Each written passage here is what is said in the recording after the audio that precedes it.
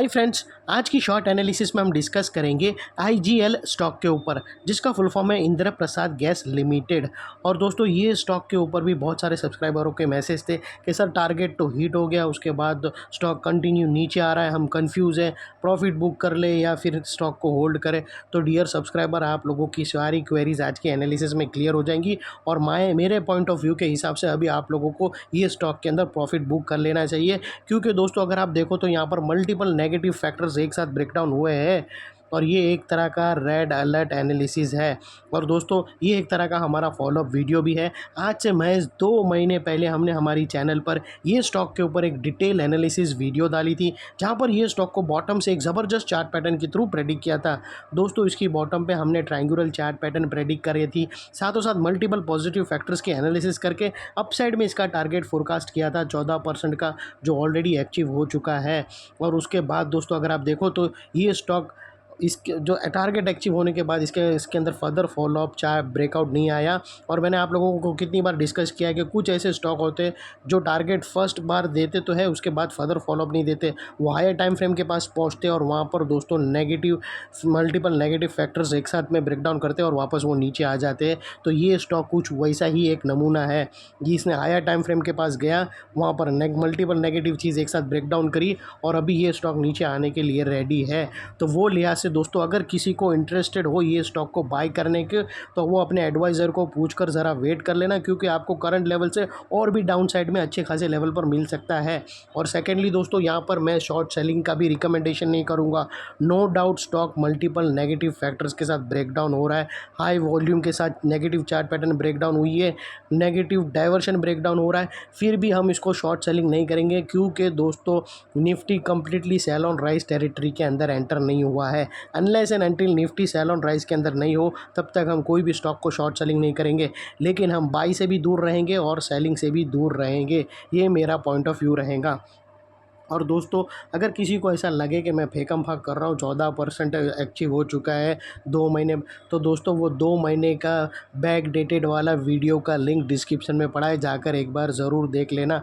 वो मेरा प्रूफ है दोस्तों कि मैं झूठ नहीं बोल रहा हूँ, ऑलरेडी एनालिसिस आप लोगों को दे चुका हूँ, मेरी चैनल पर पड़ा है वो पुराना वीडियो। अभी हम दोस्तों सीधा जाते हैं चार्ट पर और देखते हैं और भी डिटेल अंडरस्टैंडिंग। दोस्तों, आप लोग देख सकते हो कि ये थी ट्रायंगुलर चार्ट पैटर्न, ज़बरदस्त ट्रायंगुलर चार्ट पैटर्न जो हमने प्रेडिक्ट करी थी फ्रेंड्स।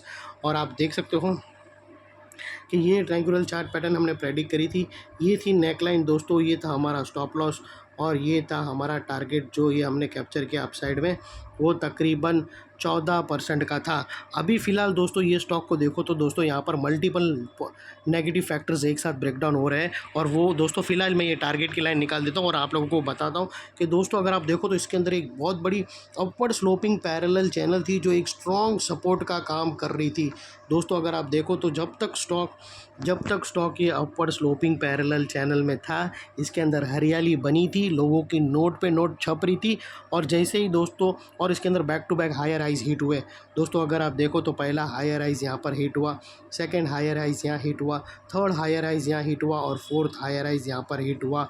और जैसे ही ये अपवर्ड स्लोपिंग पैरेलल चैनल दोस्तों डाउन साइड में ब्रेकडाउन हुई, तो दोस्तों इसके जो हायर हाइज थे वो बनना बंद हो गए। और उसके अगेंस्ट में दोस्तों, अगर आप देखो तो लोअर लोज हिट हुआ, क्लोजिंग बेसिस पे हिट नहीं हुआ, लेकिन फर्स्ट टाइम लोअर लोज को उसने छुआ, जो हमें कंफर्म करता है कि स्टॉक करेक्शन के अंदर ऑफिशियली एंटर हो चुका है। अनलेस एंड अनटिल यहाँ पर कोई नया हायर हाइज ना मिले या फिर पुराने हायर हाइज के ऊपर क्लोजिंग ना मिले, तब तक हम यही मानकर चलेंगे कि स्टॉक के अंदर करेक्शन चालू है और इससे दूर रहने का, क्योंकि इसके अंदर अगर अपनी नोट निकल के खा लेगा ये। और सेकेंडली दोस्तों, यहाँ पर 2 बड़ी नेगेटिव चीज़ बनी है। सबसे पहले अपवर्ड स्लोपिंग पैरेलल चैनल जो एक स्ट्रॉन्ग सपोर्ट का काम कर रही थी, वो डाउन साइड में ब्रेकडाउन हुई, उसके वजह से अपसाइड रैली रुक गई। और सेकेंडली, इसके अंदर जो हायर हाइज थे वो लोअर लोस पे छू गया, उसने उसको किस कर दिया। Lower loss first time hit हुआ है, क्लोजिंग बेसिस सिर्फ बाकी है। और यहाँ पर सीधा बात कर लेते हैं अभी थर्ड नेगेटिव चीज़ की, वो है नेगेटिव डाइवर्शन। दोस्तों, अगर मैं आप लोगों को RSI डालकर दिखाऊं तो यहाँ पर हमें clear cut negative diversion breakdown होता हुआ मिलता है। दोस्तों, अगर आप देखो ना तो प्राइस एक्शन ने अगर आप देखो तो यहाँ से क्लियरली प्राइस एक्शन ने हायर हाइज मारा है दोस्तों, यहाँ पर आप देख सकते हो। लेकिन आरएसआई के अंदर हायर हाइज मिसिंग है। वो बोलता है दया कुछ तो गड़बड़ है, वो ये गड़बड़ है दया, क्योंकि प्राइस एक्शन ने तो हायर हाइज मारा लेकिन आरएसआई ने मिसिंग कर दिया। और यही वो एरिया है दोस्तों जहाँ पर बड़े लोगों ने माल चिपका दिया रिटेलर्स लोगों को। और यहाँ पर दोस्तों नेगेटिव डाइवर्शन ब्रेकडाउन होगा, और जैसे ही ब्रेकडाउन क्लोजिंग बेसिस पे हो गया कंफर्म, तो ज़बरदस्त डाउन साइड मोमेंटम पंप होगा ये आरएसआई नेगेटिव डाइवर्शन के थ्रू। और दोस्तों बात कर लेते हैं अभी नेगेटिव चार्ट पैटर्न की। तो दोस्तों नेगेटिव चार्ट पैटर्न हमें क्लियरली विटनेस भी हो रही है दोस्तों। अगर आप फ्रेंड्स देखो दोस्तों, अगर आप देखो तो यहाँ पर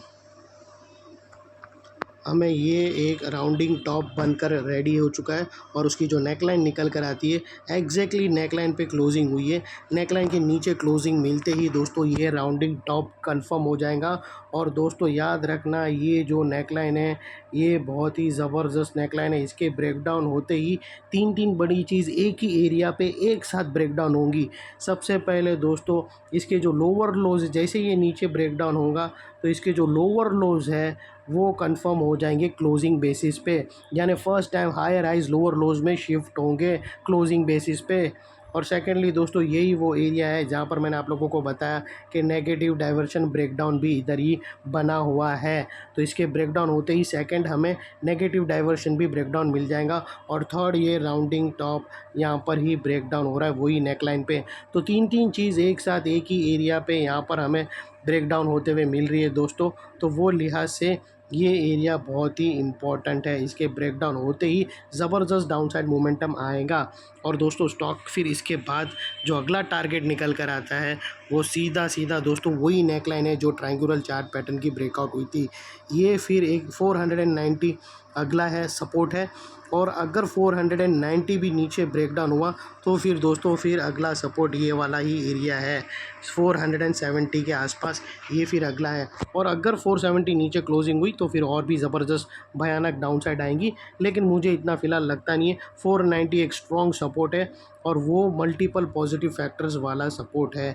और यहाँ पर हो सकता है कि यहाँ पे रिटेस्ट करके वापस अपसाइड भी बाउंस करे, ये भी एक पॉसिबिलिटी है। क्योंकि दोस्तों 490 मैंने आप लोगों को जब वीडियो बनाया था तब बताया था कि मल्टीपल पॉजिटिव फैक्टर्स एक साथ ब्रेकआउट हुई थी, और अभी भी वो एरिया को एक भी बार चेस करने आया नहीं है। तो जब भी फर्स्ट टाइम वो एरिया को चेस करेगा तो एक बार तो एक अच्छी खासी मतलब बुल और बियर के बीच में फाइट होगी, कंसोलिडेशन होगा, और जो ब्रेकडाउन करेगा डाउन साइड में वो पता चलेगा। अगर सेलिंग ज़्यादा एब्जॉर्ब हो गई तो फिर डाउन साइड में नीचे ब्रेकडाउन होगा, और अगर बायर्स लोग ने उठा लिया तो यहाँ से फिर अप साइड में स्टॉक पंप करेगा, बाउंस होगा। और सेकेंडली दोस्तों नेकलाइन के पास का ये एरिया बहुत ही इंपॉर्टेंट एरिया बनकर खड़ा होगा, क्योंकि अगर आप देखो तो मल्टीपल नेगेटिव फैक्टर्स जिसके दारो मदार पर खड़े हैं, यही एरिया पे दोस्तों पहले हमें upward sloping parallel channel down side में ब्रेकडाउन होते हुए मिली, और जैसे इसका ब्रेकआउट होगा दोस्तों तो यही एरिया पे हमें हायर हाइज लोअर लोज में शिफ्ट होते हुए मिलेंगे। और यही एरिया पे दोस्तों नेगेटिव डाइवर्शन का ब्रेकडाउन भी इधर ही डिपेंडेड है, और negative chart pattern rounding top का भी नेकलाइन यहाँ पर ही बैठा है। तो वो लिहाज से इसके ब्रेकडाउन से जो एरिया अभी तक एक स्ट्रॉन्ग सपोर्ट था वो अल्टीमेटली स्ट्रॉन्ग रेजिस्टेंस बनकर खड़ा होगा। और इन केस अगर स्टॉक डाउन साइड गया और वापस वो अपसाइड आया तो दोस्तों यही एरिया सामने आके एक स्ट्रॉन्ग सपोर्ट का, एक स्ट्रॉन्ग रेजिस्टेंस का काम करेगा, और स्टॉक को डाउन साइड में पुश करेगा या साइडवे कंसोलिडेशन में पुश करेगा।